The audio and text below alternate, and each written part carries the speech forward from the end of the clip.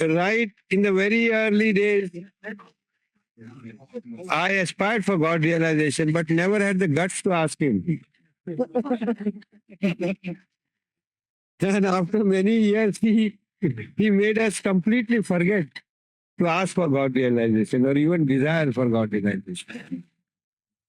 And in the new life, you see that desire for God realization or anything higher was absolutely wiped out. How did he wipe it out? He wiped it out. I didn't wipe it out. Maybe there is something lingering in me still. By his repeated statements, he made that one should not desire anything, nothing of the body, nothing of the mind, nothing of the spirit, not even God. Because to desire for God is your desire. God is something else and your desire is something else. So Baba wanted us to become desireless.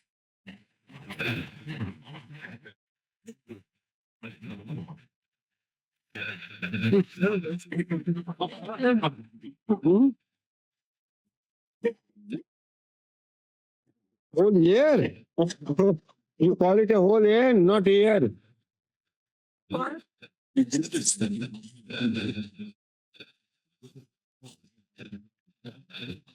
You really make me conscious when you make me appear before your camera.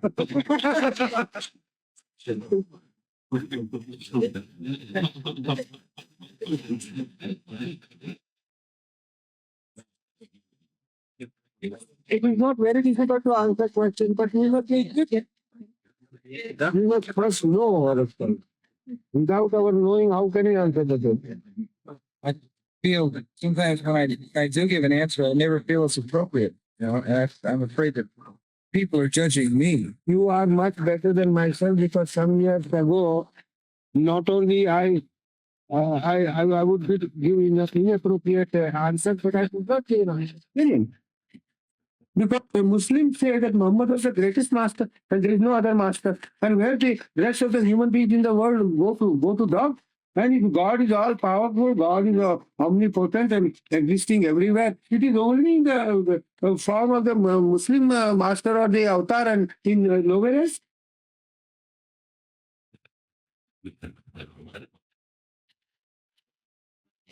So Baba says, if my work I have done for humanity in future will be called as a religion, it will be a universal religion. It won't be named as religion at all. It is the religion of a man's love for God. And God waiting for man. Nothing.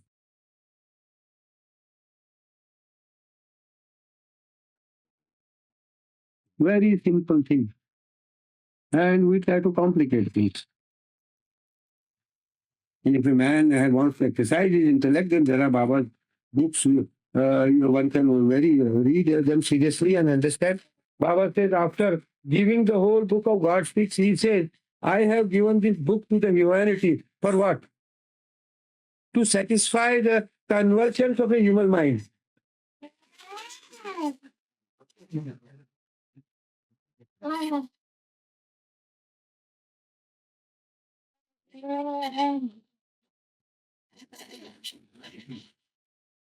Anybody have any questions? Yes, ask question. Discipline should be spontaneous. Discipline should have a bearing all the time of your life. If there is a discipline like doing some yoga or some meditation or some practices, then it is really partial. It does not cover all the time of man's waking consciousness, and it becomes a sort of a habit and man gets caught into the habit. There are many people who are so much involved in the way they should sit at one place to do the meditation, then actually the meditation and the love for God. And all these practices will eventually lead a man to evoke that love of God in your heart. But that is relegated to one corner. It is absolutely forgotten. And one gets involved into these practices themselves.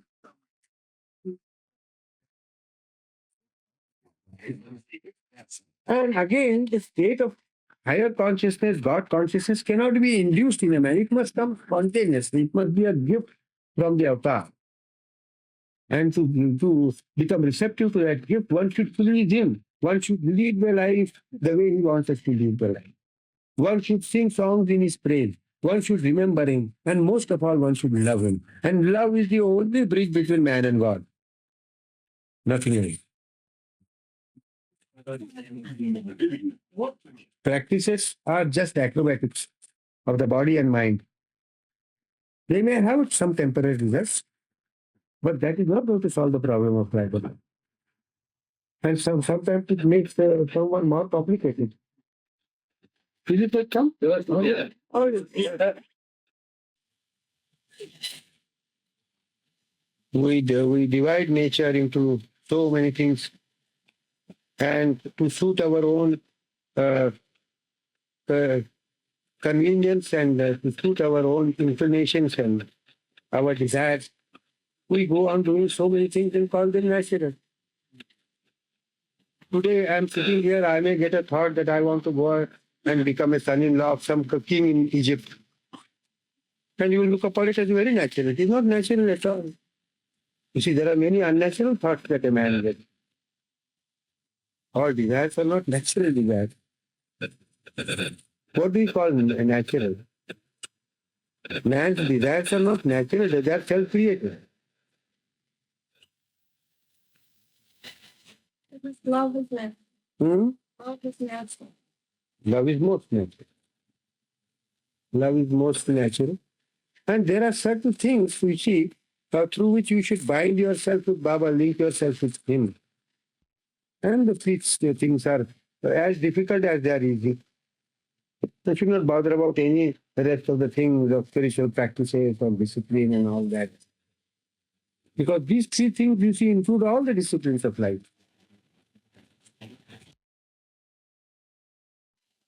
You see, really speaking, you cannot analyze your own intuition.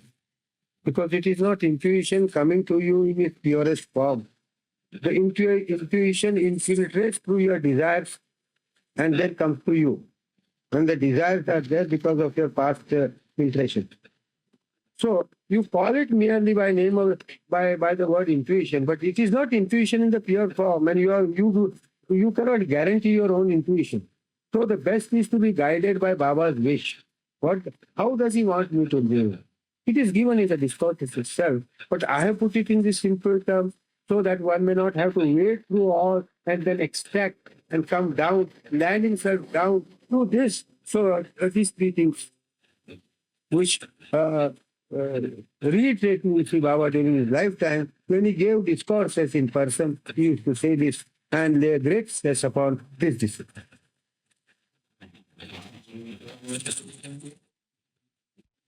Why should we try to bother ourselves about this is the intuition or that is inspiration or that is perspiration or that is my thought or that is my imagination? You see, it is not going to take you because it is just a groping in the dark. Ordinary thought that I get, I do not know where it comes from. I do not know the source. Where it comes, you see, I feel that it is there. I just know that it is there. So what is the good of dabbling into it at all? Baba has explained so many things to you out of it. He has given you the gems of spiritual truth out of his own experiences. But we have no knowledge of it. We intellectually understand because what Baba has given is the description of what he himself has experienced.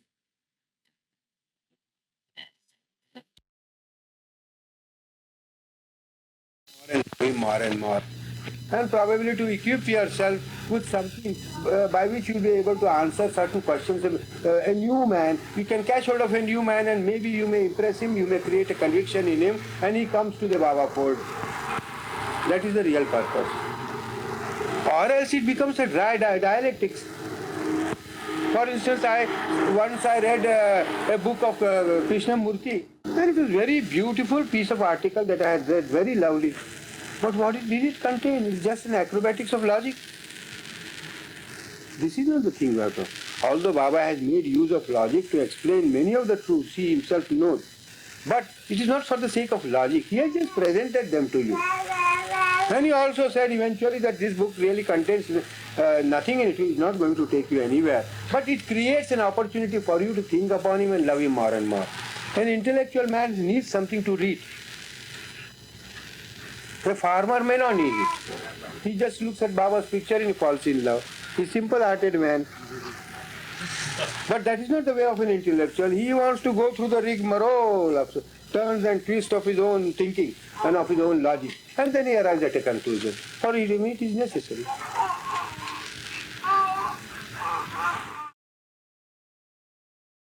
Baba himself is the object of meditation for the whole world.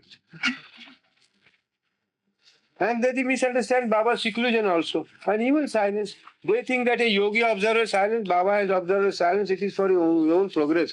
Baba says, I am truth personified. I don't need the silence for the sake of my spiritual progress. But the silence that he observed was for his inner work, for the benefit of humanity. This is the understanding we have to give. For all outward appearances, a yogi may observe silence, Baba may observe silence. But what is the difference? Baba observes silence for the benefit of others, and that yogi observes silence for his own benefit. There is a world of difference in it. But for all outward appearances, we see that he is observing silence, he is observing silence. See, that is how some misunderstanding is created. When Baba tells you to do a specific thing, supposing Baba asks you, had given you instruction to do a meditation or think of him for a certain duration of time in a day, that is different thing. It assumes a different importance altogether. It is not because of the meditation that you do, because the word that is coming from Baba, that is more important.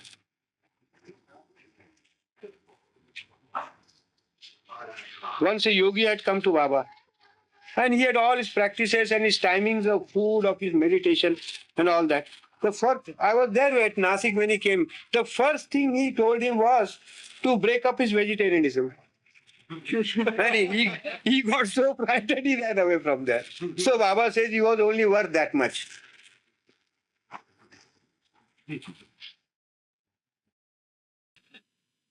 Strict instructions were given to me that during my travel in the subway, in the local train, from this Manzilamim house to the college and back, if I saw any of my old friends, I had not to talk to him at all.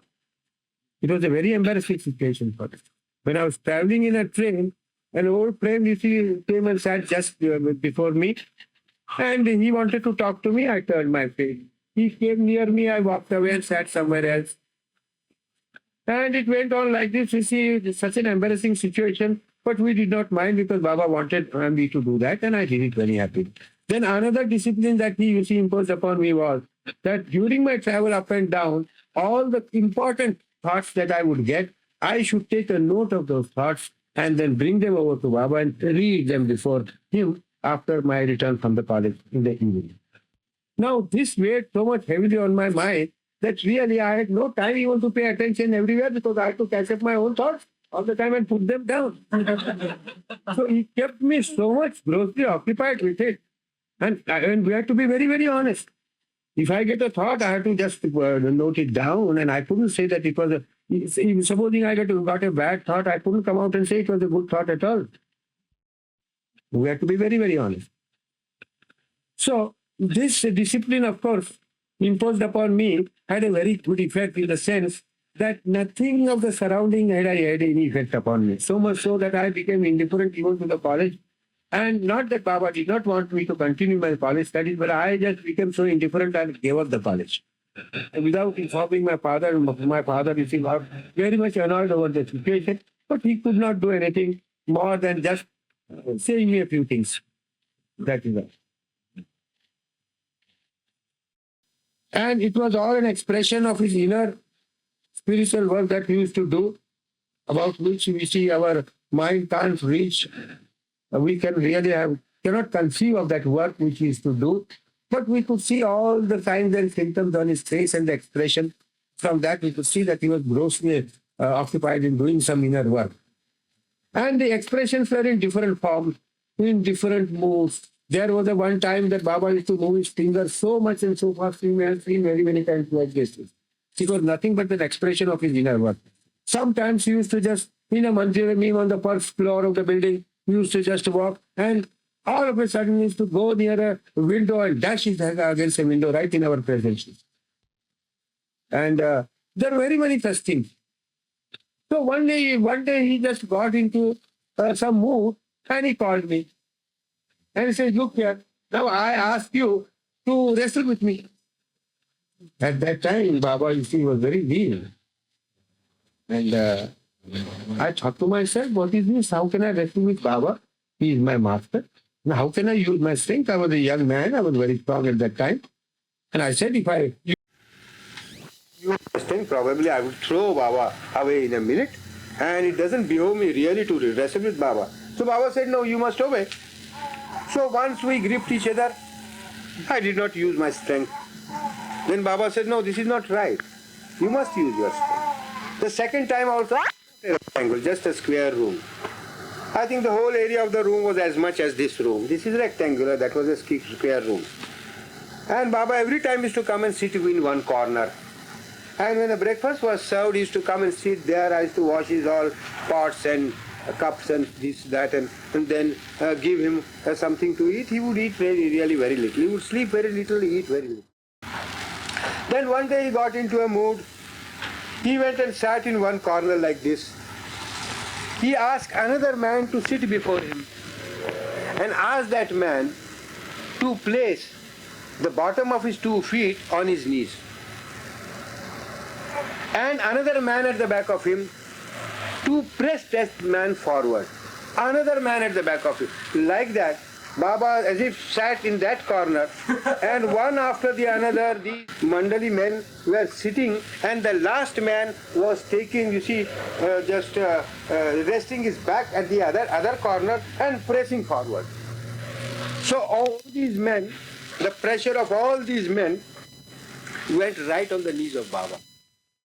Because the first man who sat there, he rested in the bottom of his 2 feet on his knees like this. And Baba sat on the ground like this. And Baba told, there were about 15 persons. And Baba told each one of them to use each one's strength, full strength, and press. I do not know the pressure of all these 15 persons at a time. And the last man taking the support of the wall behind, what a pressure can you see forward? Now, probably the knees would have been broken or they would have been just thrown. Baba was sitting like this. Come on, begin, he said. And we all just began pressing. Nothing happened. He moved a centimeter from there, you see. It was there.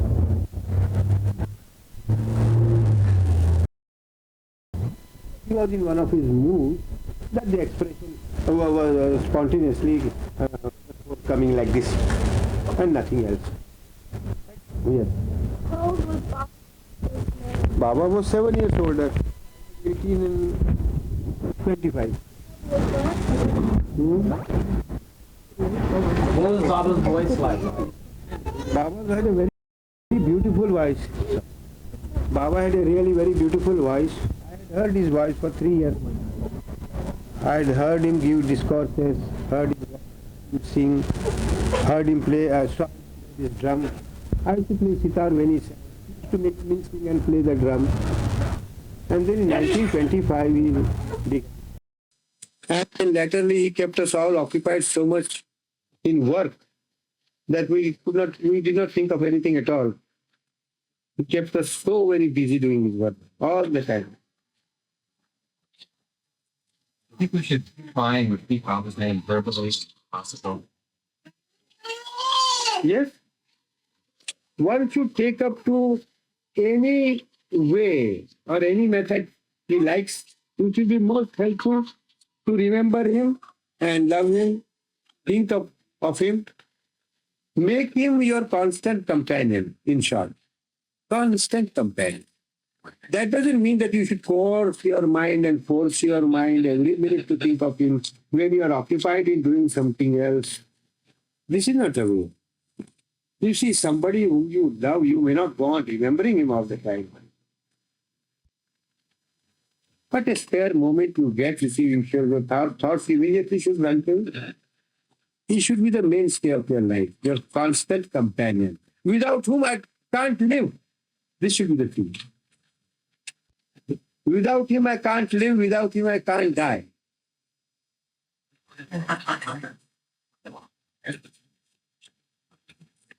You talked about Guru Prasad having a conviction of Baba as compared to knowing or having faith. No, I never compared Lorina's faith with my conviction. Nothing of I mean, that. what is conviction? Conviction, yes. One day, Baba, I think it was in 1956 or 56, when Baba went and built a Scarsdale, a suburb of New York. It's in that house. And I will use, 52 or 52.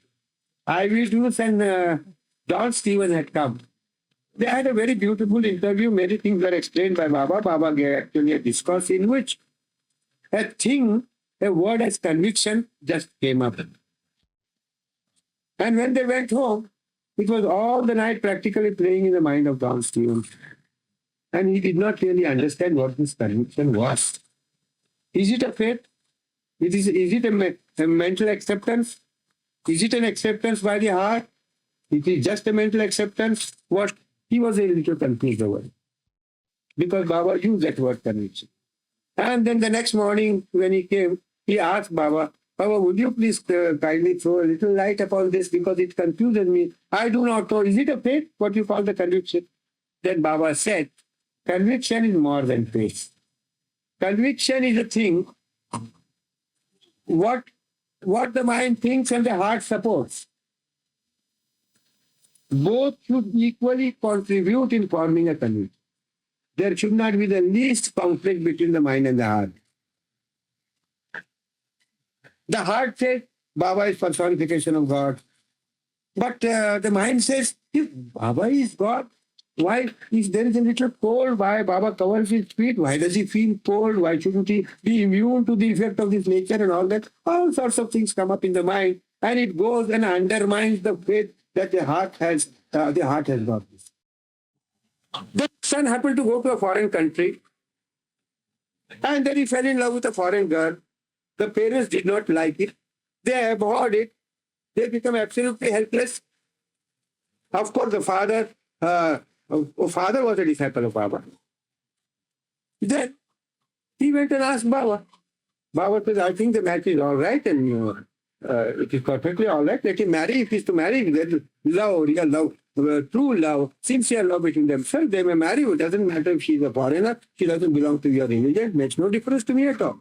Then Baba had a letter written to this boy who had never come near Baba. And Baba okayed everything. And immediately he writes such beautiful letters to Baba. Baba, you are God personified everything. So small. See, they were right. You do not know where Baba will catch hold of you. It may be through your love for any girl. It may be through your any act, anything else. Baba is all the time waiting to just draw you near him. Oh, well, we're following Baba this life. What about in the future life?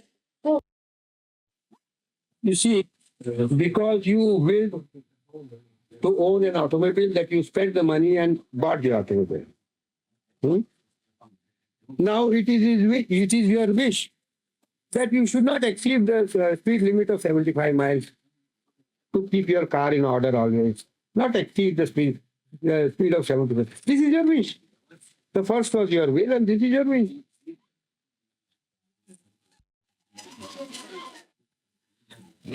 You see, it's just a usage of word. You can use it in the way you like.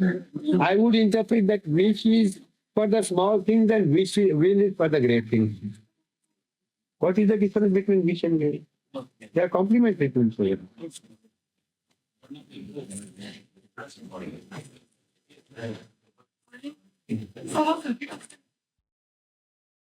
Traveling in a plane, there were two Lebanese sitting by my side. And one was a Christian, one was a Muslim.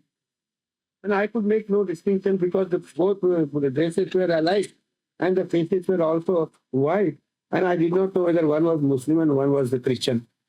I went on talking about Baba and showed him a little leaflet. in which Baba says, I am the Christ. So that Muslim, if he got very much confirmed, and he said, who is? No, the Christian. He says, you call yourself as Christ? I said, not I. Baba says he's the Christ. Oh, is it Jesus? I said, not Jesus, it is Christ. That I have Christ. Not Jesus in his body. Oh, what does he mean by? I said, that Christ consciousness. Oh, that is all right.